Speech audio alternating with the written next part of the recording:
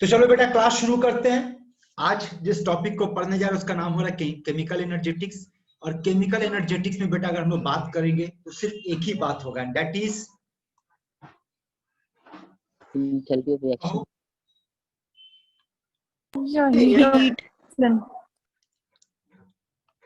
या एंथैल्पी कहो, एक ही बात है। यानी कि इस पूरे टॉपिक में बात सिर्फ डेल्टा एच का होगा। अब इसको आप किस नाम से पुकारोगे? इसको या तो आप कहोगे हीट ऑफ रिएक्शन या आप कहोगे एंथैल्पी ऑफ रिएक्शन, दोनों का मतलब एक ही होगा। इसको शुरू करने से पहले आप लोग के लिए एक क्वेश्चन है, कौन बताएगा कितने तरह का एंथैल्पी होता है? How many types of enthalpies are there?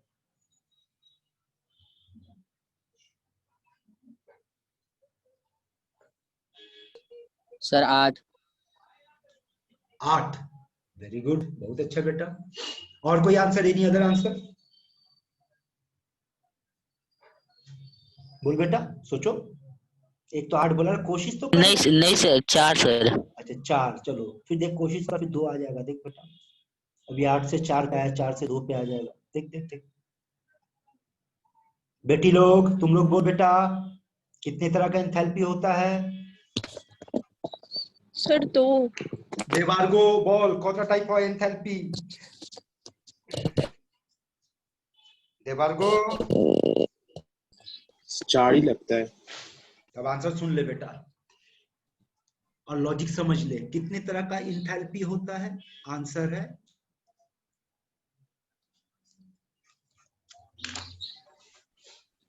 Infinite. कैसे इनफाइनाइट वो समझ। अच्छा एंथैल्पी फिर से बात करेंगे बेटा, याद कर इस चैप्टर में फर्स्ट लॉ पढ़ने के टाइम पे हम लोग बात क्या पढ़े थे कि एंथैल्पी का 2 डेफिनेशन पढ़े थे। एक पढ़े थे हीट एट कांस्टेंट प्रेशर, याद है ये फॉर्मूला? और एक पढ़े थे enthalpy is delta E plus P delta, यही था ना 2 फॉर्मूला, ठीक है? Yes sir. अब इस टॉपिक में इसको आपको किस नजर से देखना वो समझ लो बेटा। आपका नजर सिर्फ रिएक्शन पे होगा, सिर्फ रिएक्शन पे। अब अगर तेरे से पूछेंगे कि भाई कितना रिएक्शन आप बना सकते हो, कितना रिएक्शन आप कंडक्ट कर सकते हो, how many reaction can be conducted? Infinite. तो बेटा इनफाइनाइट, तो फिर हीट भी एंथैल्पी भी इनफाइनाइट हो जाएगा, क्योंकि हर रिएक्शन का बेटा अपना एक एंथैल्पी होगा। हाँ अगर आप नाम देना चाहोगे तो नाम देने का कुछ लॉजिक है यहाँ पे। अगर आप किसी चीज को जला रहे हो तो आप बोलोगे एंथैल्पी ऑफ कंबशन। अगर आप किसी चीज को बना रहे हो तो आप कहोगे एंथैल्पी ऑफ फॉर्मेशन। अगर आप किसी चीज को न्यूट्रलाइज कर रहे हो तो आप कहोगे एंथैल्पी ऑफ न्यूट्रलाइजेशन। याद करो enthalpy of ionisation, electron gain enthalpy, याद है ये सब? हाँ सर। तो जितना प्रोसेस उतना नाम, हर प्रोसेस के लिए एक नाम। पर इन सब में कॉमन क्या है उस पर आप ध्यान दो। कॉमन ये होगा कि आप अगर 1 मोल सब्सटेंस को जलाने के लिए, 1 मोल सब्सटेंस को बनाने के लिए, 1 मोल सब्सटेंस का आयनाइज करने के लिए जितना भी एनर्जी चेंज होगा उस एनर्जी चेंज का नाम होगा एंथैल्पी। पहले एकदम जनरलाइज फॉर्म समझ ले, जनरल फॉर्म। यानी कि एंथैल्पी में 2 चीज बेटा आपके लिए फिक्स्ड है। पहला कितना एनर्जी चेंज हुआ, और एनर्जी चेंज जिसके लिए होगा माने जिस प्रोसेस के लिए होगा वो प्रोसेस का कैलकुलेशन 1 मोल पे होना चाहिए, तो उसका नाम एंथैल्पी पड़ जाएगा। बोलो यहां तक किसी को कोई डाउट है? कुछ पूछना बेटा? No sir. नहीं सर। आइए इंट्रोडक्शन समझते हैं। पढ़ो पहला पॉइंट और देखो तो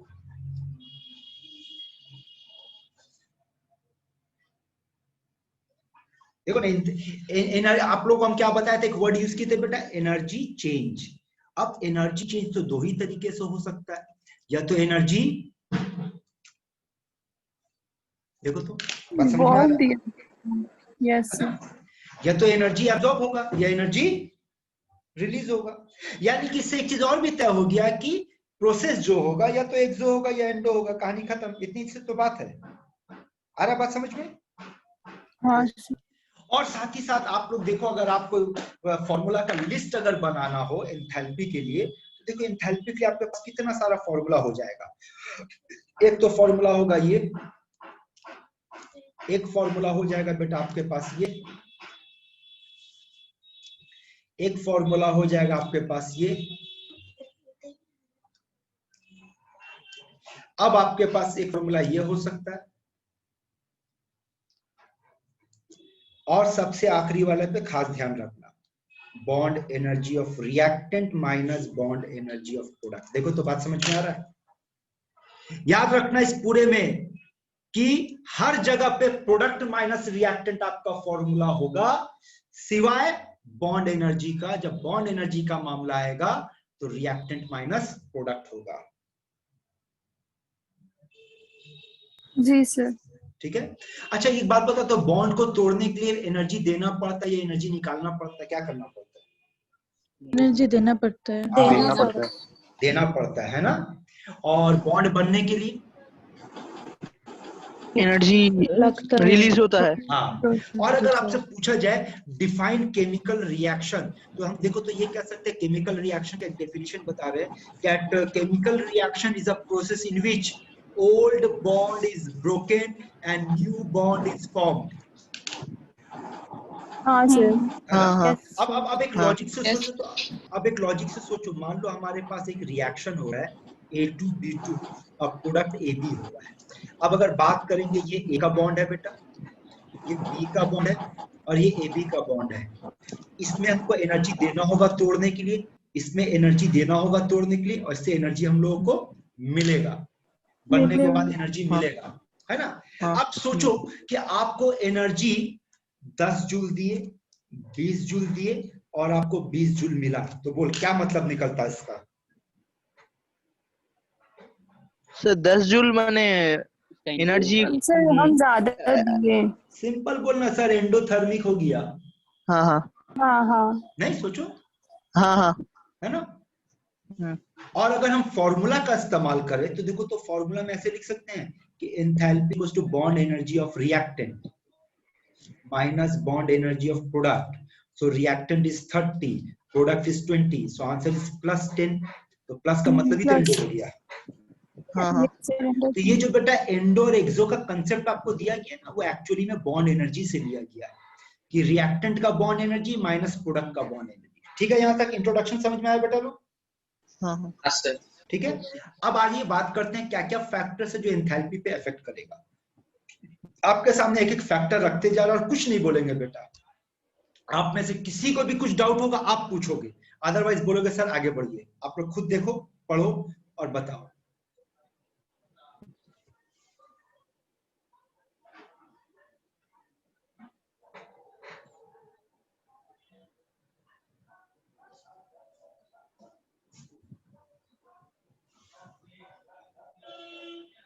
ठीक है सर।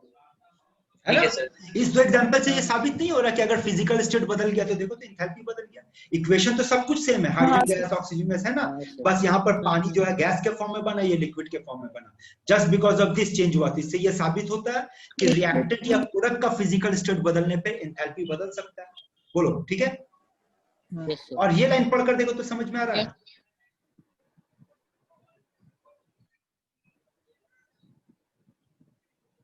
बोलो तो पहले वाले में ज्यादा एनर्जी बाहर रिलीज हुआ या दूसरे वाले में? दूसरे वाले में।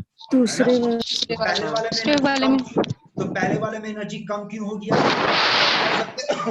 कि जो लिक्विड से एनर्जी खर्च करना पड़ गया। कौन है बे जो सांस ले रहा सामने रख करके? हटाओ तो। हेडफोन के सामने मुंह रख करके सांस मार रहा है, कर रहा है, जैसे लग रहा पता नहीं कौन कहाँ का सांप आके फुर फुर मार। कौन है बे? कौन है सपुआ? बोल, यहां समझ आया बेटा? अगला एग्जांपल देखो।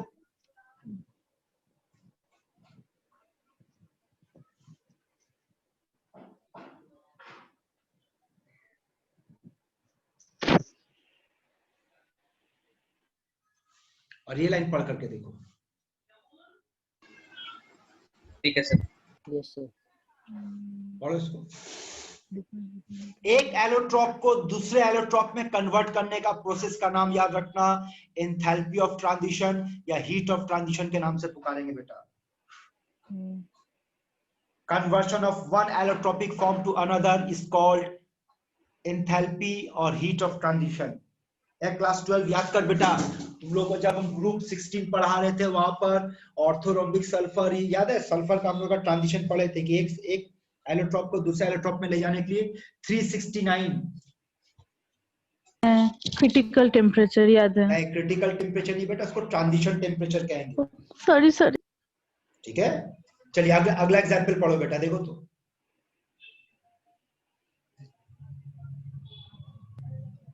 तो क्या क्या फैक्टर हो गया अभी तक? 3 हो गया। पहला था फिजिकल स्टेट, दूसरा था एलोट्रॉपिक फॉर्म, तीसरा है सॉल्यूशन, और चौथा देख बेटा जो सबसे ज्यादा इंपॉर्टेंट है,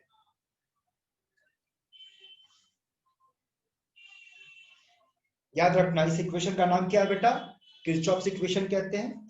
और अगर चीटिंग करने को कहा जाए तो बताओ तो, delta E2 minus delta E1 equals to, cheating कर,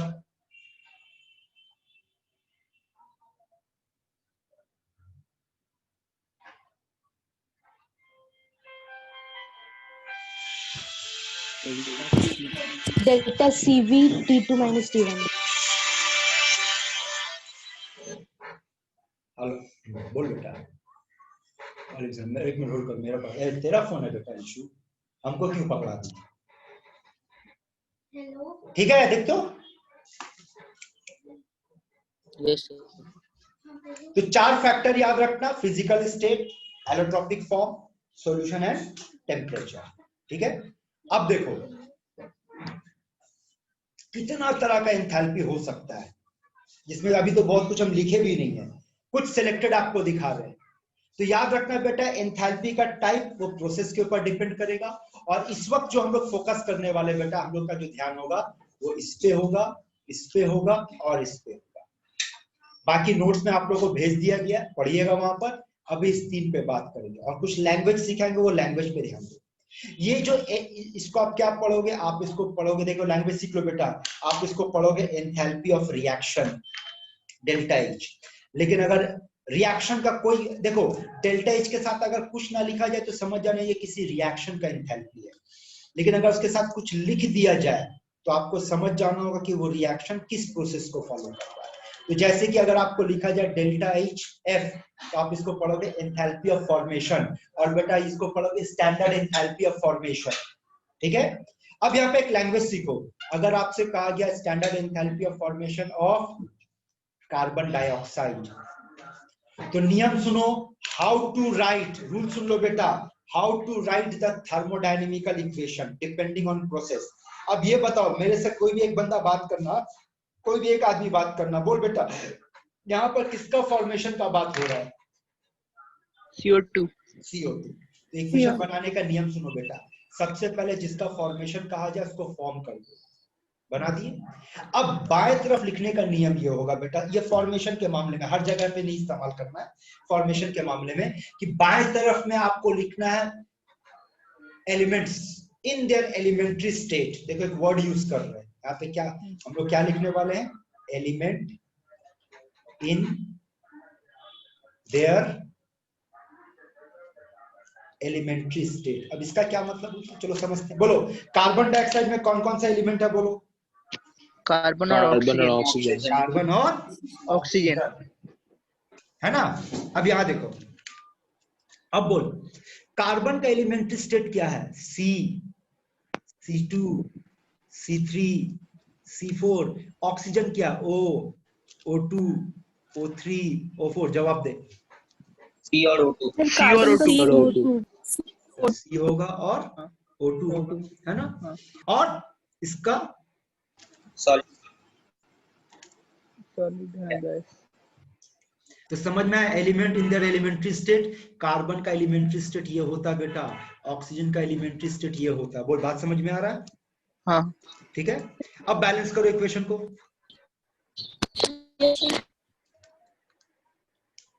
बैलेंस करो, बैलेंस्ड है। चलिए ठीक है, अगला देखते हैं। ये लिखेंगे enthalpy of formation of water. तो बोलते हैं कैसे लिखेंगे? सबसे पहले क्या फॉर्म करेंगे? H2 हाँ H2 plus O2 O2 balance कर। हाइड्रोजन के पास हाइड्रोजन के आगे 2 हाँ लिक्विड के पास बैलेंस कर बेटा। सर H2 लेफ्ट में 2 से मल्टीप्लाई कर देंगे, राइट में ऑक्सीजन को हाफ से मल्टीप्लाई कर हाँ, दीजिए। नहीं sir, H2 plus half O2। हाँ, यही Yes, नियम sir. आपको समझना है। नियम सुनो बेटा, थर्मोडायनामिकल इक्वेशन को बैलेंस करने का नियम सुन ले। क्वेश्चन पे देखना किसका एंथैल्पी का बात हो रहा है, किसका एंथैल्पी का बात हो रहा है बेटा। H2 और एंथैल्पी हमेशा कितना मोल पे बात करता है? 1 मोल। 1 मोल। बेटा इसको 1 मोल रखना होगा। 1 को रखने के चक्कर में आपको यहाँ हाफ डालना पड़ेगा। समझ में आ रहा नियम? हाँ हाँ हाँ। हाँ सर। नियम हमेशा याद रखना कि आपको हमेशा 1 मोल, और जिसका बात करेंगे उसको 1 रखते हुए बैलेंस करना। चलो एक और लेते हैं, enthalpy of formation of methanol. तो देखते हैं कैसे लिख सकते हैं। Carbon solid plus H2 gas plus O2 gas product CH3OH liquid, balance कर। हाइड्रोजन को 2 से हाइड्रोजन। मल्टीप्लाई।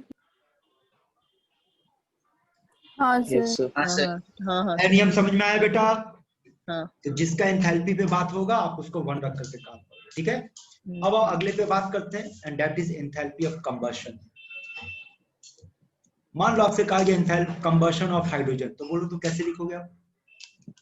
तो अब सबसे पहले हाइड्रोजन लिखेंगे, और कंबशन का मतलब ऑक्सीजन खुद से देंगे, और प्रोडक्ट होगा H2O। अब बोलो इस बार किसको 1 रखना है? हाइड्रोजन को। हाइड्रोजन को। इसको हाफ लगा देंगे। आ रहा बात समझ में? लिखने का तरीका। हाँ सर। और साथ में याद रखना all combustion are exo except, बोलो नाइट्रोजन कंटेनिंग कंपाउंड। घोल के पी जाओ बेटा। हर कंबशन एक्सो होगा। कई ऐसा क्वेश्चन होगा ना जहां पे आपको साइन का कुछ बात ही नहीं करेगा, प्लस माइनस आपको खुद से पकड़ना होगा। 2 जगह याद रखना बेटा जो हमेशा एक्सो होगा। 2 चीजों को याद कर लो। क्या क्या एक्सो होगा बेटा? ये हमेशा एक्सो होगा न्यूट्रलाइजेशन वाला, और ये भी हमेशा एक्सो होगा, फिक्स्ड है। आइए अब बात करते हैं। बताओ 1 मोल एसिड को न्यूट्रलाइज करने के लिए कितना मोल बेस का जरूरत पड़ेगा? फिर 1 मोल बेस। 1 कैसे होगा? 1 मोल एसिड को न्यूट्रलाइज करने के लिए कितना मोल बेस का जरूरत पड़ेगा? 1 मोल। गलत जवाब। चलो देखो एग्जांपल देते हैं आपको। Half mole. Half mole sir. Half mole कैसे होगा? चलो आपको हम 3 इक्वेशन देते हैं बेटा। तीनों इक्वेशन को देख करके बताओ कि अगर 1 मोल एसिड होगा तो कितना मोल बेस का जरूरत पड़ेगा? Sir 1 equivalent.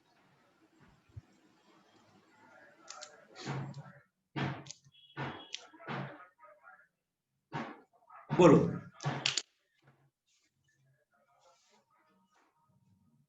एक मोल एसिड को न्यूट्रलाइज करने के लिए कितना मोल बेस का जरूरत पड़ेगा? 2 मोल। और हाफ। सब बेसिसिटी पे डिपेंड करता है। हाँ, ये आंसर बेसिसिटी।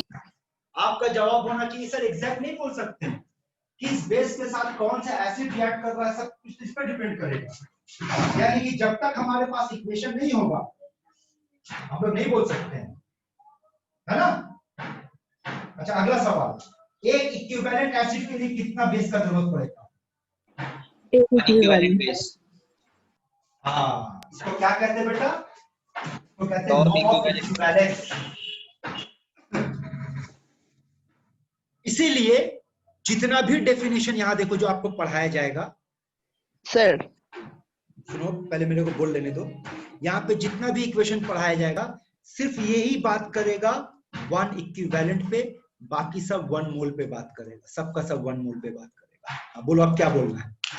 सर सब एक्सो होगा, बट एक्सेप्ट क्या लिखा है वो? Nitrogen containing compound. ओह ठीक है। चल बैलेंस करते बेटा, प्रोडक्ट बनाते हैं। तो यहाँ पे प्रोडक्ट होगा NaCl प्लस H2O, यहाँ पे प्रोडक्ट होगा Na2SO4 प्लस 2H2O। बैलेंस करने पे यहाँ पे 2 लग जाएगा, और यहाँ पे 2 लगेगा, तो प्रोडक्ट होगा CaCl2 एंड 2H2। ठीक है। अब यहाँ पे बताओ तुम आप लोग पढ़े होंगे, याद करो, इन तीनों का ही एंथैल्पी ऑफ न्यूट्रलाइजेशन का वैल्यू -13.7 किलो कैलोरी या फिर -57.1 किलो जूल पाया गया, यानी कि कांस्टेंट पाया गया। याद करो, आप लोग का बोर्ड लेवल पे क्वेश्चन हुआ करता था कि why the enthalpy of neutralisation of strong acid and strong base is constant. याद है ये क्वेश्चन? और नहीं याद है तो सुन लो, स्ट्रॉन्ग एसिड और स्ट्रॉन्ग बेस का बेटा एंथैल्पी कांस्टेंट पाया गया है। रीजन पूछता है क्यों, और उसका एप्लीकेशन आपको समझना। तो चलो पहले रीजन बताते हैं। अच्छा बताओ तो, ये जो 3 इक्वेशन लिखे हैं, HCl बोलते स्ट्रॉन्ग एसिड है या वीक एसिड है? Strong acid. अच्छा, यहाँ पर जितना भी आपके सामने एग्जाम्पल है, ये सब स्ट्रॉन्ग है या वीक है? स्ट्रॉन्ग। सर साढ़े अगर स्ट्रॉन्ग ये है। स्ट्रॉन्ग है हाँ। तो और जितना भी सॉल्ट बना वो स्ट्रॉन्ग है। स्ट्रॉन्ग इलेक्ट्रोलाइट है ना। तो ये हाँ। जितने भी स्ट्रॉन्ग इलेक्ट्रोलाइट है बेटा, ये कैसे रहना पसंद करेगा? डिसोसिएटेड फॉर्म में या अनडिसोसिएटेड फॉर्म में? Dissociated. अगर हम इसको तोड़ दे, इसको तोड़ दे, इसको तोड़ दे और जो कॉमन है काट दे, तो ये बनेगा?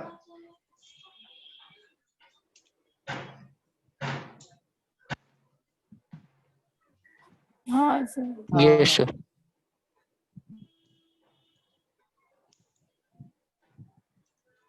तो अब अगर आपसे पूछा जाए कि ये वैल्यू कांस्टेंट क्यों है, तो आपका जवाब होगा सारे में तो रिएक्शन कांस्टेंट है। देखो सभी में एक ही तरह का रिएक्शन हो रहा है, that is H+OH- water. Since the reaction is not changing, hence the value will remain constant. कोई बात समझ में आया? Yes, sir.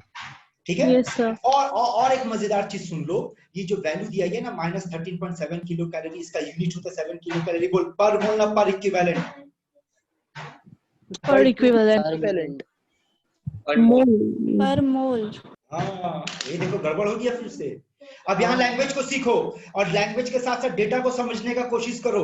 अगर आपसे कहा जा रहा -13.7 किलो कैलोरी पर मोल, ये किस चीज का वैल्यू है? तो आपका जवाब होगा ये पानी का बनाने का वैल्यू है, 1 मोल पानी बनाने का वैल्यू है।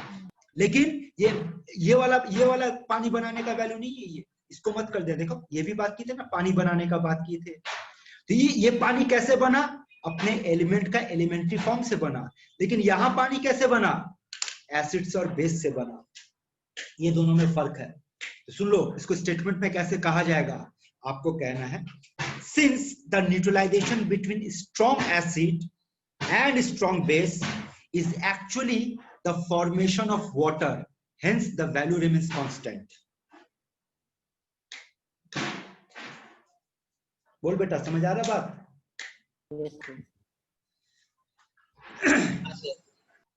जैसे कि यहां देखो, आपको एक क्वेश्चन दे रहे, HCl plus NaOH NaCl plus H2O and delta H is equals to -X। H2SO4 NaOH Na2SO4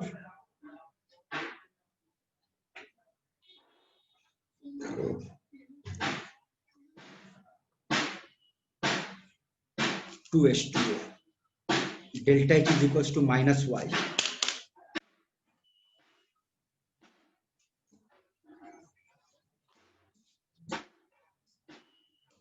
जवाब दो, X and Y, which is greater than Y?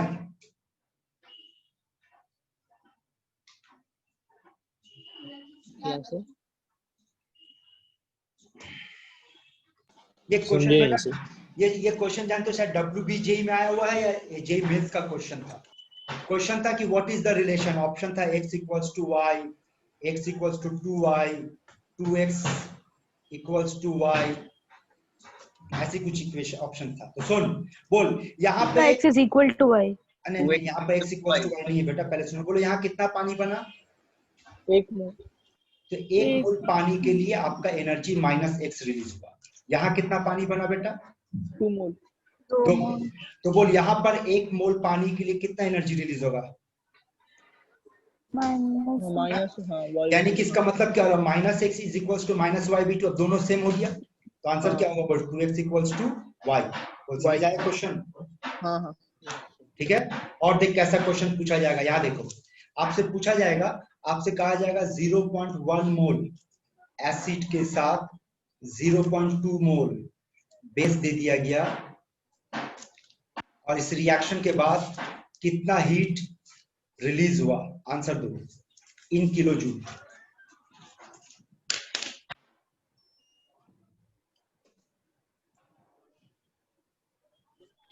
है 57.1.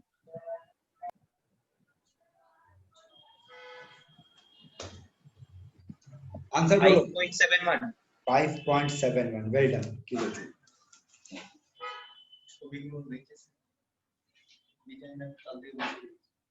तो सिकंदर को अपना राज के फोन को अपडेट नहीं किया, हमको तो बीच में बोल 5.71 समझ में आया कैसे?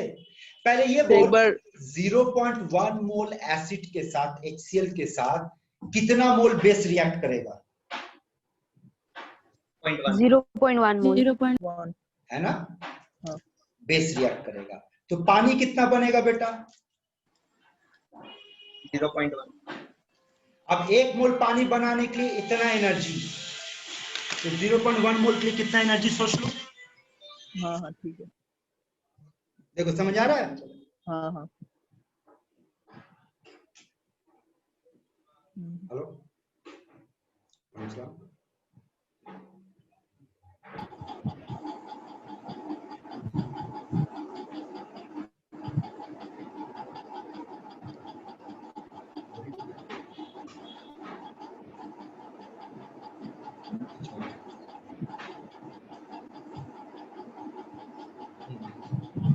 ओके ठीक है, तौसीफ करना है, ठीक है ठीक है। नहीं अभी फिलहाल तो कुछ नहीं है सर जी, और इस वक्त मैं क्लास ले रहा हूँ, बाद में आपसे फिर आपसे बोल बेटा समझ आया? हाँ तो नियम क्या तय हुआ कि अगर हाँ, ऐसा क्वेश्चन आएगा तो कैसे डील करेंगे? नियम सुन ले बेटा, पहले देखेंगे कितना पानी बना, और कितना पानी बना इसके लिए तुमको लिमिटिंग रीजन डिसाइड करना होगा। इसके बाद एक बार अगर आपको पता चल गया कितना पानी बना तो काम आसान है, जिस यूनिट पे बोलेगा उसी यूनिट के हिसाब से कर देना। तो समझ आ रहा है? आइए अगला टॉपिक पे बात करते हैं। हेजेस लॉ पढ़ा है ना, क्या कहता है हेजेस लॉ? बोलो क्या कहता है हेजेस लॉ? हेजेस लॉ कहता है, यहां देख, total enthalpy is sum of all enthalpy for a given process, that's all, इससे ज्यादा कुछ नहीं है। अब आपके सामने दो सवाल है, बताओ हेजेस लॉ किसको रिप्रेजेंट कर रहा है? ऑप्शन दे रहे सुनेगा। हेजेस लॉ किसको रिप्रेजेंट कर रहा है? First law, second law, zeroth law? First law. First law, very good. अगला क्वेश्चन, हेजेस लॉ किसको रिप्रेजेंट कर रहा है? एंथैल्पी का किस प्रॉपर्टी को रिप्रेजेंट कर रहा है? हेजेस लॉ एंथैल्पी का किस प्रॉपर्टी को रिप्रेजेंट कर रहा है? जवाब दो। Additive property. ना,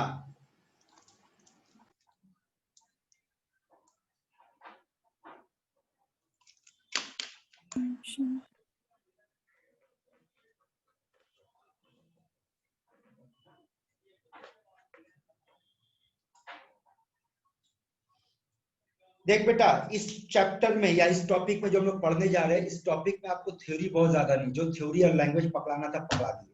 अब मेन खेला इसका न्यूमेरिकल्स का। आइए तो बनाइए तो देखे जरा, अब पूरा प्रॉब्लम पेन पेपर बेटा लेके तैयार हो जाओ, और तब तक हाँ मत बोलना जब तक समझ नहीं जाओ कैसे डील करना। पहले आपको कोशिश करो तो उसको कैसे बनाओगे।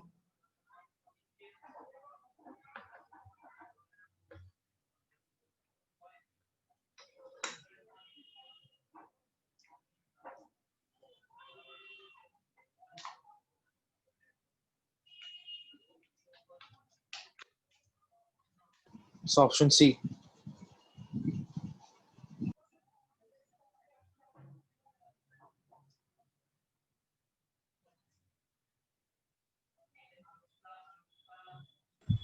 So C.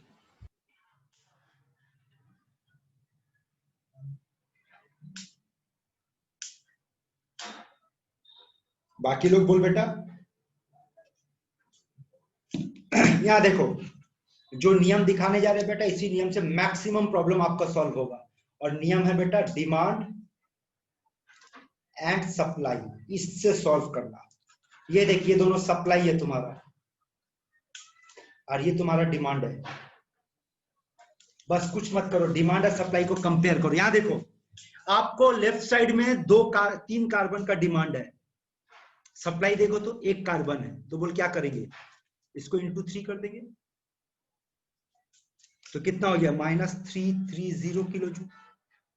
आगे बढ़ो, Cr2O3 सॉलिड लेफ्ट साइड में 1 चाहिए और राइट साइड में 1 दिया हुआ, तो बोल क्या करेंगे, उल्टा कर देंगे। उल्टा करने का मतलब क्या हो जाएगा, प्लस कर देंगे 1130 और कुछ बचा नहीं, टोटल मास देख आया 800।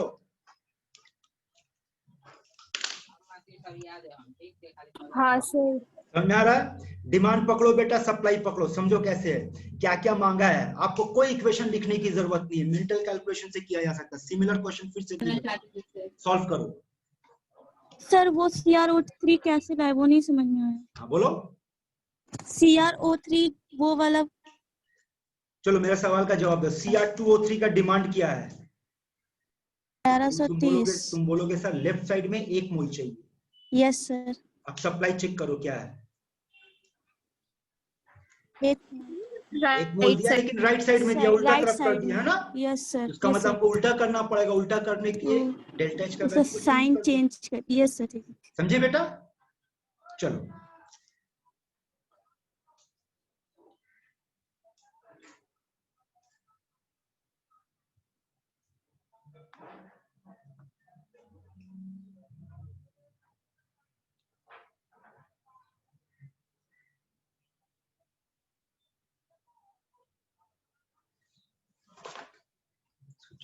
चार्ज मिला।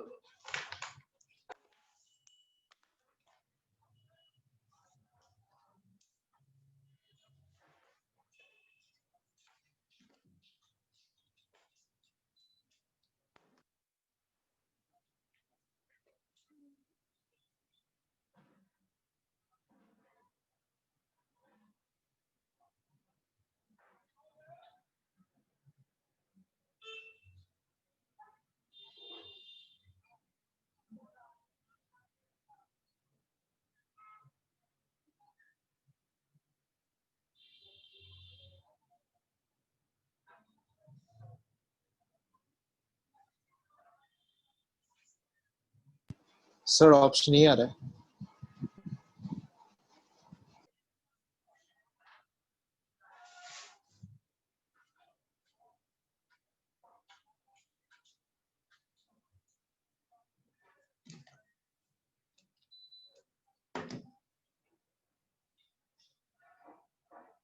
सोचो तो बेटा लोग, यहाँ देखो ये आपका डिमांड है, this is your demand and these are supply, है ना। अच्छा सोचो तो, आपका डिमांड है 3 कोबाल्ट लेफ्ट साइड में, है ना, और दिया कितना है बेटा, 2 कोबाल्ट लेफ्ट साइड में। तो देखते इसको इंटू अगर 3/2 कर दे तो वो तो 3 कोबाल्ट बन जाएगा। Yes sir. है ना, और साइन चेंज करने की जरूरत नहीं क्योंकि सेम साइड में। अब आगे चेक कर, डिमांड क्या, O2, 1 से ज्यादा जगह पर O2 है, लिव इट, 1 से ज्यादा होगा छोड़ देना उसको, उस पर ध्यान देने की जरूरत नहीं। आगे बढ़ो। अब अगर हम लोग चेक करेंगे अगला डिमांड क्या है, CO3O4 राइट साइड में 1 मोल चाहिए, और है कहाँ पे, ये राइट साइड में ही है लेकिन 2 मोल है, 2 मोल। उनको हाफ कर देंगे, जो होगा ऐड कर दो। देखो आंसर आ रहा है सर मतलब O2 को काउंट नहीं करना है, तो अपने आप आ जाएगा, जो कॉमन होगा। ये ट्रिक है बेटा, अगर आप नियम से सॉल्व करना है तो देख लो, पूरा नियम देखो।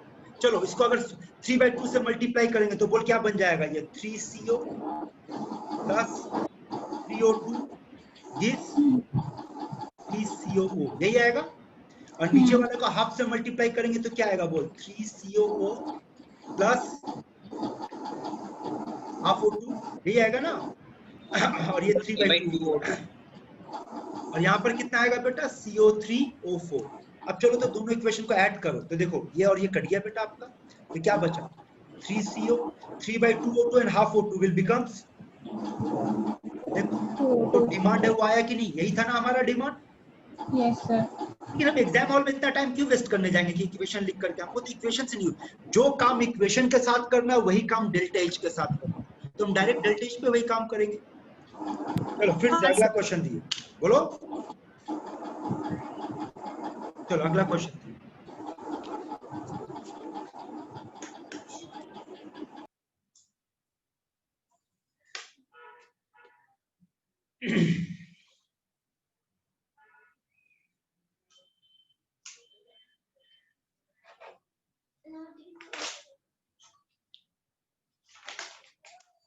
चार्ज में लगा के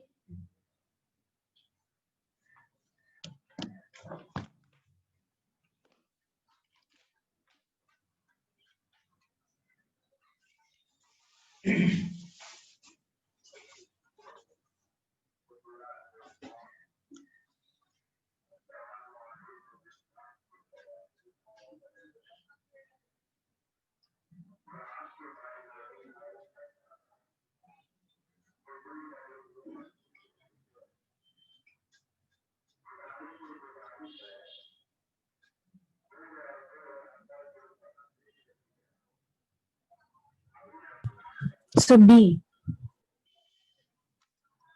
सर बी यार।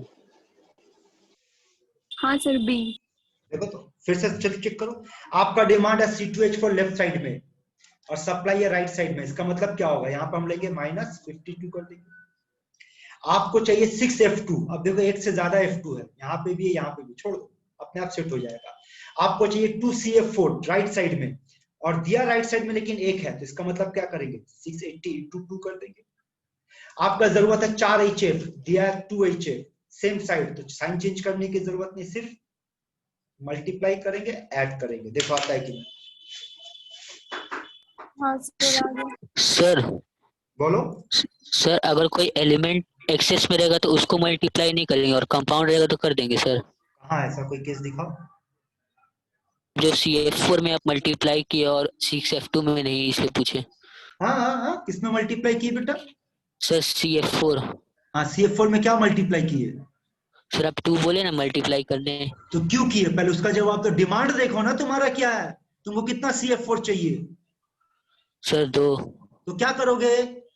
सर 2 से मल्टीप्लाई। तो फिर दिक्कत क्या तुम्हारा?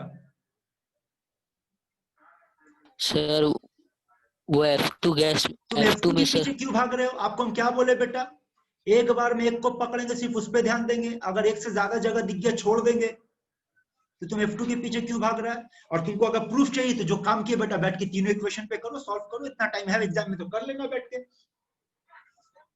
आपको तो सिंपल से ट्रिक सिखा रहे बेटा। यहाँ पे जो चाहिए डिमांड और सप्लाई को देख लो, सप्लाई के हिसाब से मॉडिफाई करो। उल्टा तरफ होगा तो साइन चेंज कर देना, अगर नंबर है कुछ तो मल्टीप्लाई कर देना, डेट्स ऑल। चलो फिर से कोशिश करो, और भी बहुत प्रॉब्लम बनाओ। इसके पहले तक देख क्या था, सब सेम क्वेश्चन है बेटा। ये सब में आपको इक्वेशन बना कर दिया था, यहाँ इक्वेशन बना कर दिया था। लेकिन अब जो क्वेश्चन है बेटा, वहां इक्वेशन नहीं दिया है, लैंग्वेज दिया है। अब इस लैंग्वेज के मुताबिक आपको इक्वेशन बनाना होगा। बनाओ।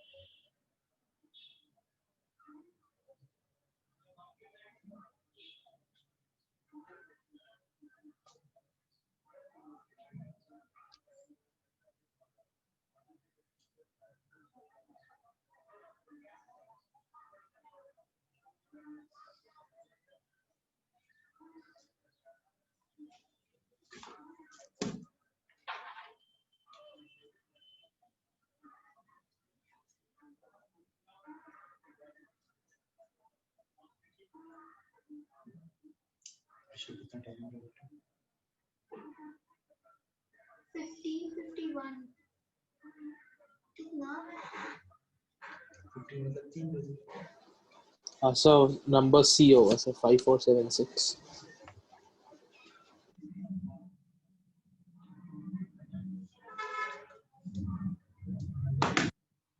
देखो जो लोग नहीं बना पाए यहाँ देख बेटा, सर ऑप्शन सी।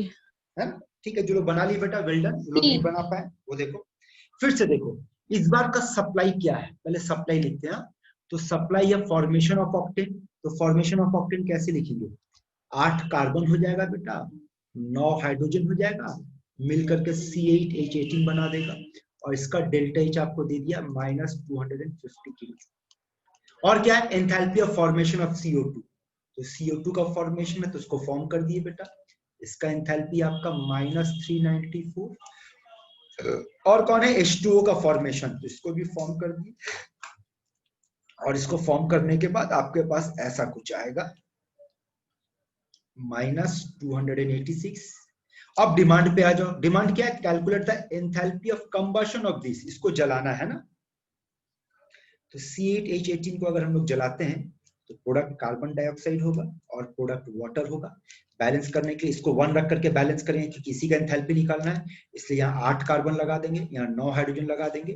तब कितना हो गया? 8 दूनी 16, 16 9 25, तो ये हो गया 25/2। अब ये रहा आपका 3 डिमांड, सप्लाई और 1 डिमांड। तो बोलो C8H18 आपको चाहिए लेफ्ट में और दिया कहाँ है बेटा? राइट में। उल्टा हो जाएगा, मतलब +250 हो जाएगा। O2 एक से ज्यादा जगह पर है, छोड़ दो इसको, नहीं देखेंगे। अब आ जाओ, 8 CO2 चाहिए राइट साइड में, 1 CO2 है लेफ्ट साइड में, सॉरी राइट में, यानी साइन चेंज करने की जरूरत नहीं है, सिर्फ 8 से मल्टीप्लाई कर देंगे। 9 पानी चाहिए राइट में, 1 पानी है राइट में, साइन चेंज करने का जरूरत नहीं, सिर्फ 9 से मल्टीप्लाई करेंगे, टोटल कर दो, देखो आता है। समझ आ रहा तरीका बेटा? यस बोलो, सर। किसी को कोई डाउट?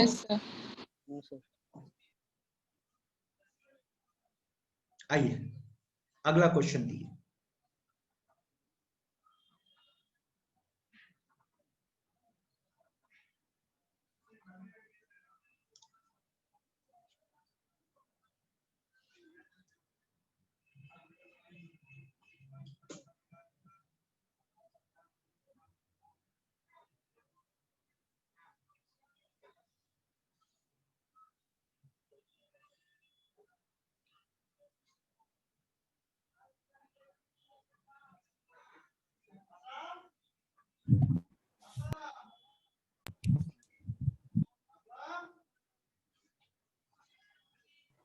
So option B.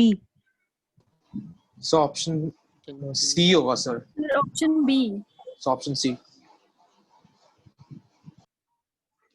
हाँ सर सी। अरे क्या धोखा देने वाला, क्या बोल? इसका एंथैल्पी बोल तो कितना है?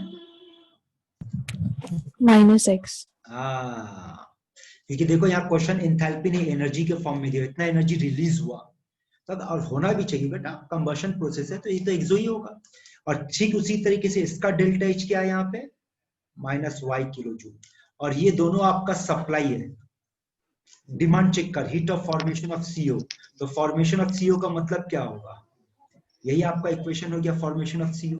So this is your demand. अब बोलो CO राइट साइड में चाहिए, यहाँ CO लेफ्ट साइड में दिया है, तो क्या होगा? उल्टा कर देंगे, तो -y will become +y। Carbon left में चाहिए, कार्बन लेफ्ट में ही है, कुछ नहीं करेंगे तो -x कर देंगे। देखो तो समझ आ रहा है? हाँ सर। आइए अगला क्वेश्चन पे चलते हैं और उसको solve.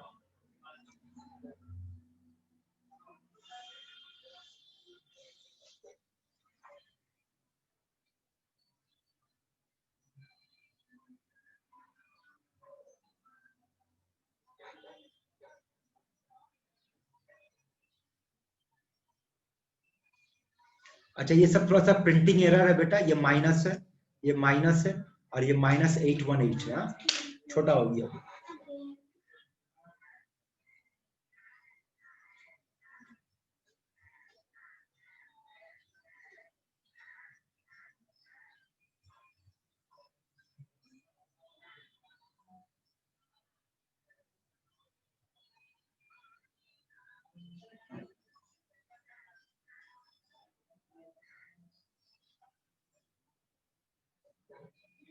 Sir option B.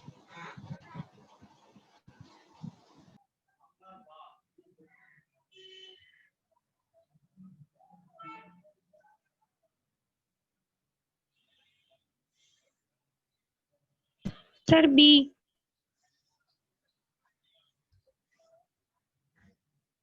Sir बताइए ना।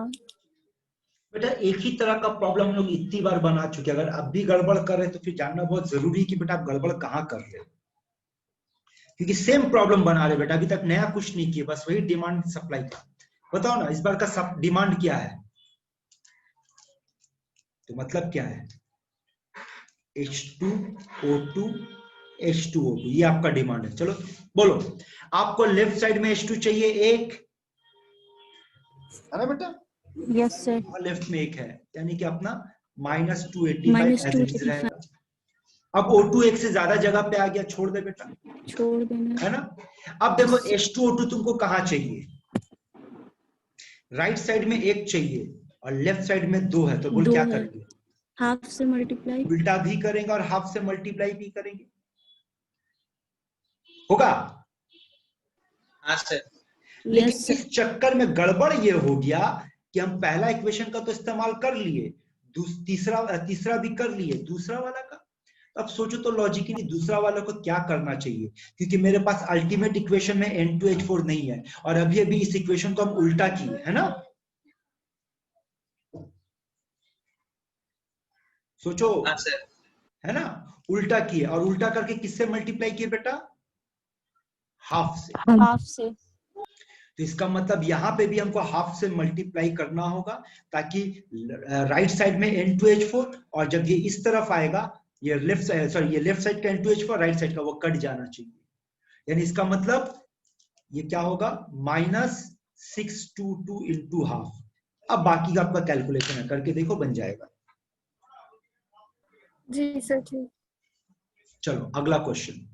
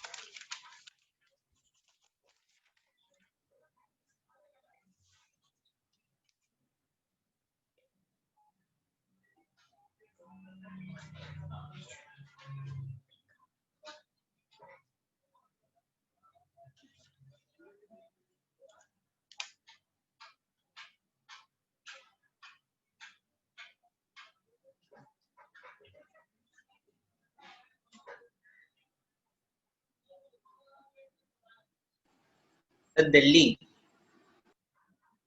सर बी होगा सर, बॉम्बे। चलो देखते हैं और कोई आंसर।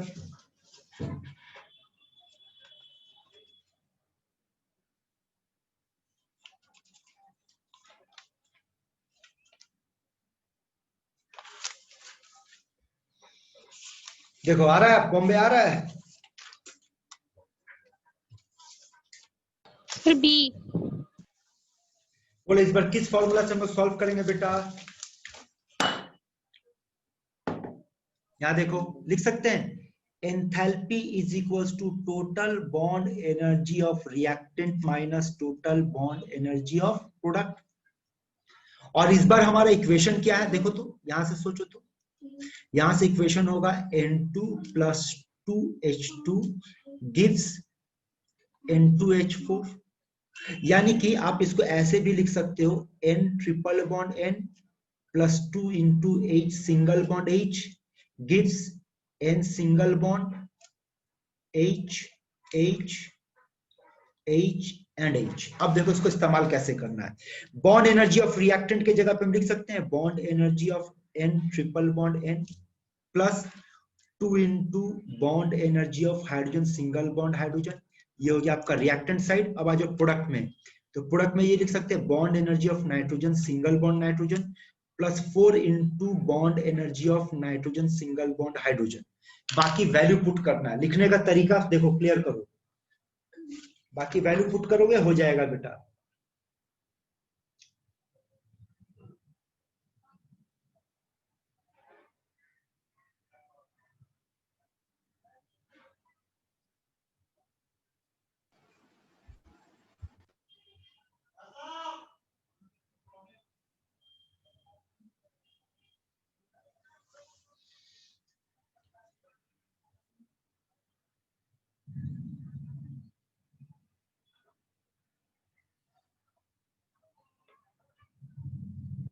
बोलो, किसी को कोई डाउट है, कुछ बोलना है, बोलो बेटा।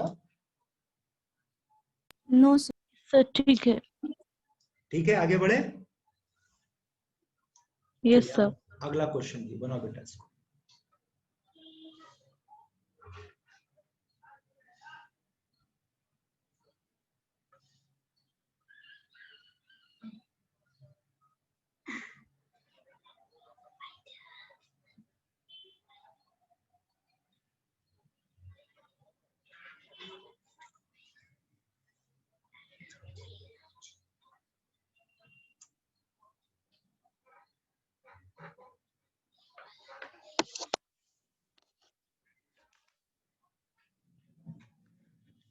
Add up three largest number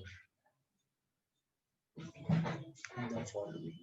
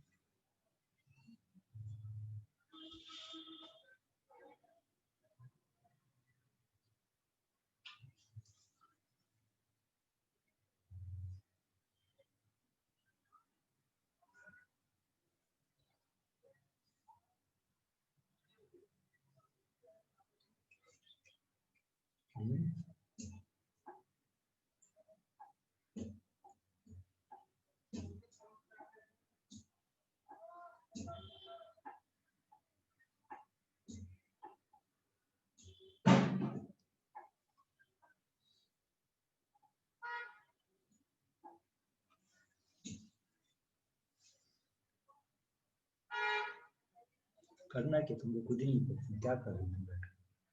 game खेल रहे हैं। गेम का नियम क्या है? Then out. ठीक है, तेरे को ट्राई करना तो बाद में देखते हैं।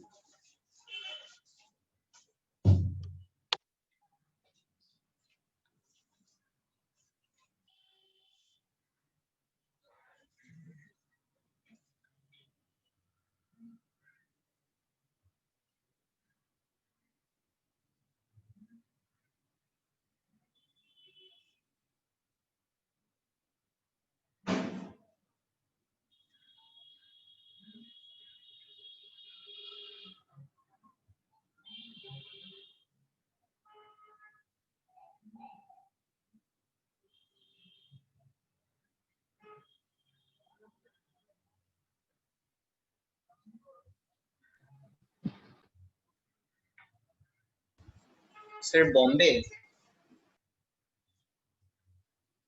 ठीक है, देखते हैं बाकी लोग कुछ बोलो।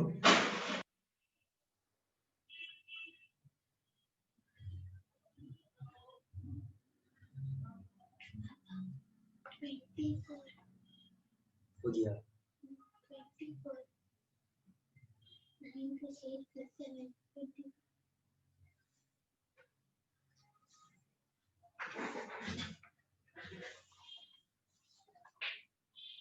चलो देखते हैं, बताओ तो सबसे पहले यहाँ पर कौन सा तरीका से प्रॉब्लम सॉल्व करेंगे। तो हमारे पास तरीका होगा कि हम लोग पता करेंगे कितना पानी बना है ना। जितना पानी बनेगा बेटा उसको 57.1 किलो जूल से मल्टीप्लाई कर देंगे, हमारा आंसर मिल जाएगा। अब और देखते हैं हमारे पास ये कितना है। उम्मीद करते हैं आप लोगों को ये पता होना चाहिए कि molarity into volume in litre is equals to mole. जानते हैं ये फॉर्मूला? Yes sir. तो चलो इसका निकालते हैं। कैल्शियम हाइड्रोक्साइड कितना मोल है हमारे पास? तो मोलैरिटी हो गया 10 टू द पावर ऑफ -3 और वॉल्यूम हो गया 50/10 टू द पावर ऑफ -3, यानी कि 5 × 10 टू द पावर ऑफ बोलो क्या होगा? ये तो कट गया, यानी कि कितना है रे?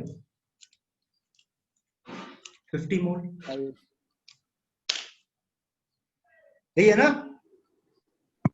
Yes sir. बोल ठीक जा रहे तो? Yes sir. अच्छा, और अगर HCl की बात करेंगे तो HCl का मोलैरिटी कितना? 10 टू द पावर ऑफ -2, और वॉल्यूम कितना है? 25/10 टू द पावर ऑफ -3। तो बोलिए इस बार कितना होगा? 250 मोल। क्लियर?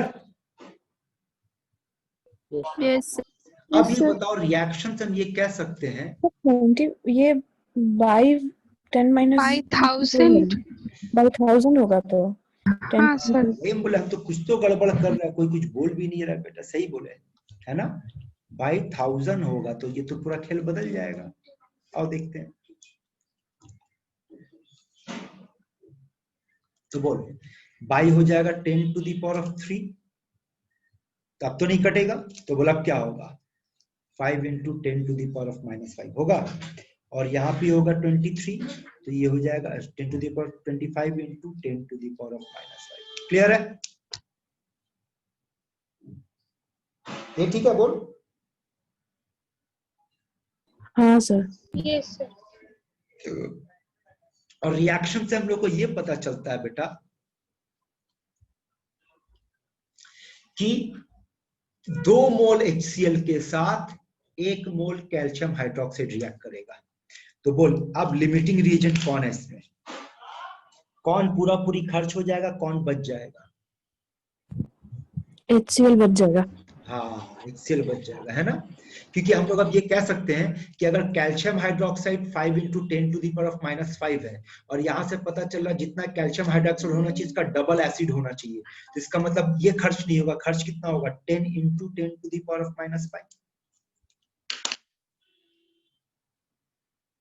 होगा। Yes sir. तो बोल, पानी कितना बना? पानी लिमिटिंग रिएजेंट कौन हुआ बेटा यहाँ? Calcium hydroxide. तो कैल्शियम हाइड्रोक्साइड के रिस्पेक्ट में बोल कितना पानी बनेगा? Sir 5 into 25। 5 into 10 power -5। क्यों? देखो तो, हम ये कह सकते हैं कि 1 mole calcium hydroxide 10 into 10 power 2 -5। Mole पानी बना रहा है ना?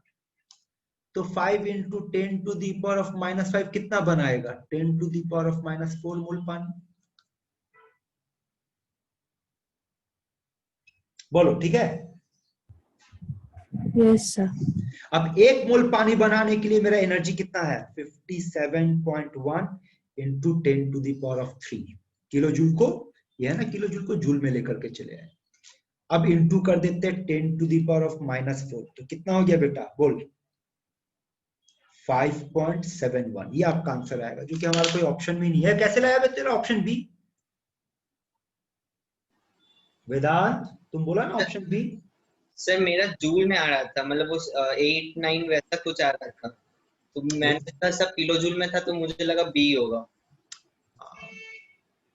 एनीवे, जो भी हो आंसर या तो यहाँ पर मैच नहीं करिए, जो भी हो। तरीका समझ में आया बेटा कैसे बनाना है? थोड़ी देर पहले ऐसे एक एग्जांपल और भी दिखाए थे। हाँ सर। तो आपका टारगेट क्या होगा इस तरह का प्रॉब्लम को सॉल्व करने में? बोलो। सर वाटर का मोल। हाँ, आपका टारगेट होगा कितना मोल पानी बना है। जितना मोल पानी बनेगा बेटा उसके हिसाब से आप मल्टीप्लाई कर दीजिए। ठीक है यहाँ तक? हाँ।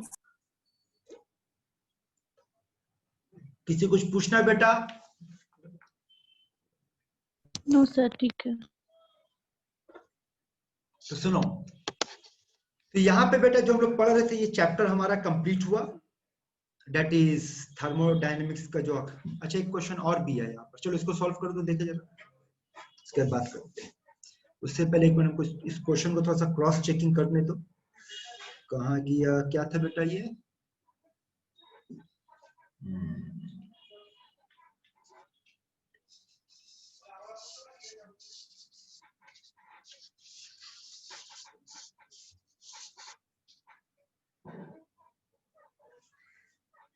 ठीक है, चलो एरर है यहाँ पे। ठीक है, चलो बनाओ।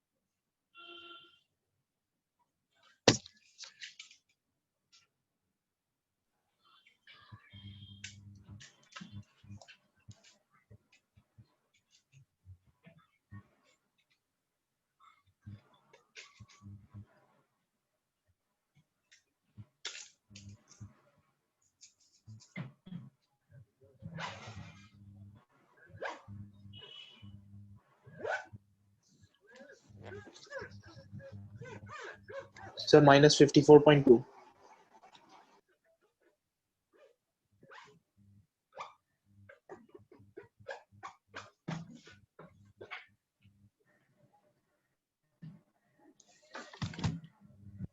ये तो प्लस में आ गया बेटा, देख तो कहां गड़बड़ किया।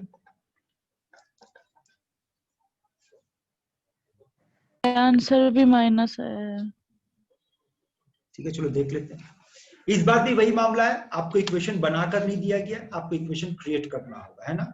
और तीनों का ही कंबशन पे बात हो रहा है। देख तो ऐसे लिख सकते हैं C2H2 plus O2 2CO2 plus H2O 5/2। हाँ सर प्लस में आ रहा है। C plus O2 CO2 and H2 plus half O2 H2O, ये तीनों तुम्हारा सप्लाई है, that is -310.62 -94.05 and -68.32, all are kilo calorie. Formation of acetylene पूछा है, यानी कि C2H2 आपका राइट साइड में होगा, 2C प्लस H2 चाहिए। अब सोचो ये डिमांड के लिए आप सप्लाई को कैसे इस्तेमाल करोगे, तो ये होना चाहिए इंटू 2, ये इंटू 1 और इसका साइन चेंज प्लस। देख तो होता क्या आंसर आ रहा, चेक कर दो।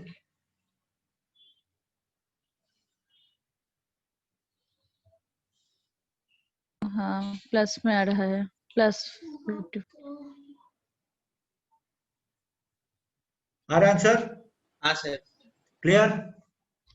तो सुनो बेटा, यस सर। और भी है, चलो बना, और बना, इसको भी बना।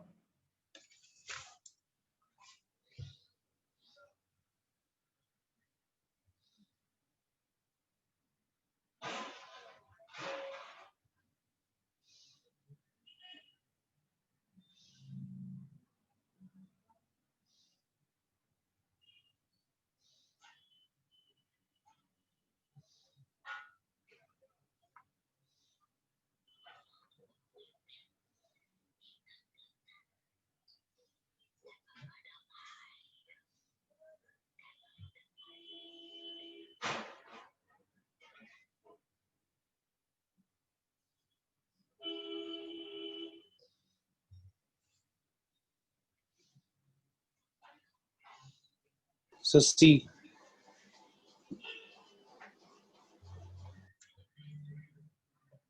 C द ए होगा।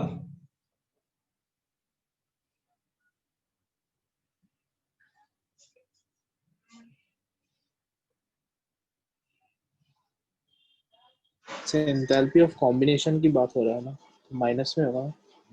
वेरी गुड, यही चीज आपका यहाँ ध्यान रखना है, अदरवाइज आप कैलकुलेशन करने बैठोगे तो देखो सिंपल सी बात बोल रहा है, 1 ग्राम के लिए इतना एनर्जी और एंथैल्पी पूछा है। भाई एंथैल्पी 1 ग्राम के लिए नहीं, 1 मोल के लिए निकालेंगे। ऑक्सैलिक एसिड 1 मोल का मतलब कितना होता है, 90 ग्राम होता है, क्योंकि इसका मॉलिक्यूलर वेट 90 है। तो हम लोग कहेंगे 1 ग्राम से इतना एनर्जी 2.835, तो 90 ग्राम से कितना एनर्जी, जो निकलेगा आपका आएगा 255.15। अब सवाल इसको प्लस में रखना है या माइनस में रखना है, तो क्वेश्चन तो कंबशन का बात कर रहा है, तो कंबशन में आपको पहले ही बोले बेटा all combustion negative except nitrogen containing compound, तो आंसर सी होगा। देखो बात समझ में आया? ठीक है सर। तो यहाँ पे बेटा thermodynamics chapter complete as well as हमारा मॉड्यूल 3 कंप्लीट हो गया। अब आप लोगों का ड्यूटी है बैठ के इसको तैयारी कीजिए, खटिए, मेहनत जो करना कीजिए, और कुछ अनाउंसमेंट बोल रहे वो सुनिए।